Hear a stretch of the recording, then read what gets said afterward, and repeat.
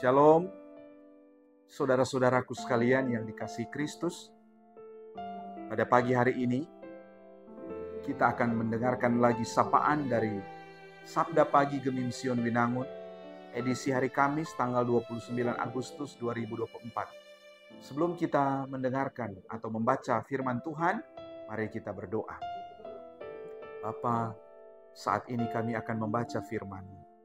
Berilah kepada kami kemampuan untuk dapat membaca dengan baik dan mengerti dengan baik, serta dapat melakukan dengan baik pula dalam hidup kami.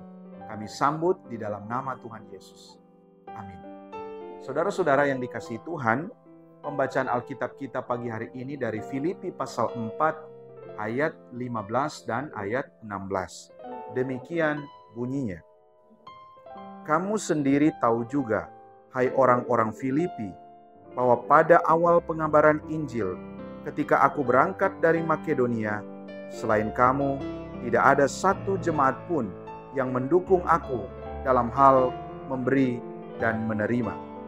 Karena di Tesalonika pun, kamu telah 1-2 kali mengirimkan bantuan kepadaku. Demikian pembacaan Alkitab. Saudara-saudara, tema perenungan kita adalah teruslah memberi bantuan bagi sesama.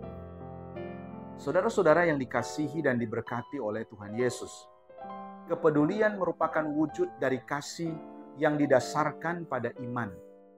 Maka kasih harus dinyatakan dalam berbagai tindakan, termasuk pemberian bantuan. Hal ini sebagai wujud kita telah turut mengambil bagian dalam pergumulan sesama.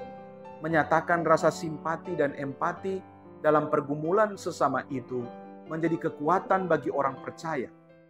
Sebab kehidupan yang egois, yang mementingkan diri sendiri, hanya akan melemahkan persekutuan. Paulus dalam kesibukannya memberitakan Injil, tak lupa mengatur kehidupannya berhubungan dengan kebutuhan hidup. Ia mandiri sebagai pembuat tenda untuk mencukupkan segala sesuatu yang dibutuhkannya. Walaupun Paulus hidup mandiri, ia tidak menolak bantuan dari orang lain.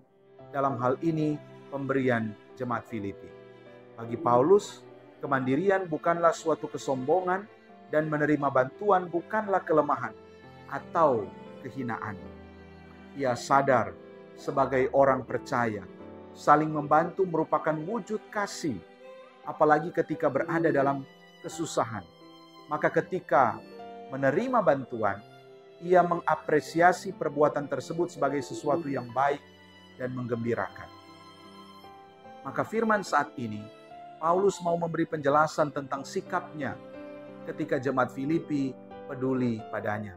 Bahwa pemberian bantuan jemaat untuk pelayanan merupakan wujud kasih sebagai bentuk partisipasi bagi kemajuan Injil. Semuanya diletakkan ke dalam konteks pemberitaan Injil. Dalam ayat 15 dikatakan mengabarkan Injil. Sehingga dalam bagian ini, Paulus melakukan kilas balik pelayanannya dulu di provinsi Makedonia. Kota pertama yang dia kunjungi adalah Filipi dalam Kisah Rasul pasal 16 ayat 11-12. Dan pelayanan di sana menghasilkan buah yang signifikan, tetapi mendapatkan pertentangan yang hebat. Walaupun Paulus dan rekan-rekannya akhirnya diusir dari Filipi dan terpaksa pindah ke Tesalonika, sebagaimana dalam Kisah Rasul 17 ayat 1, hal yang sama juga terjadi di Tesalonika. Ia pun mendapatkan pertentangan yang serius. Selama menjalani situasi yang sulit, jemaat Filipi beberapa kali mengirimkan bantuan baginya.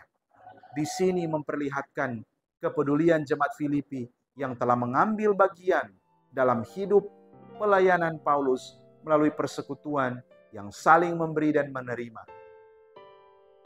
Firman Tuhan saat ini mengingatkan kita sebagai keluarga Kristen, bagaimana hidup beriman yang memiliki kepekaan dan kepedulian terhadap sesama.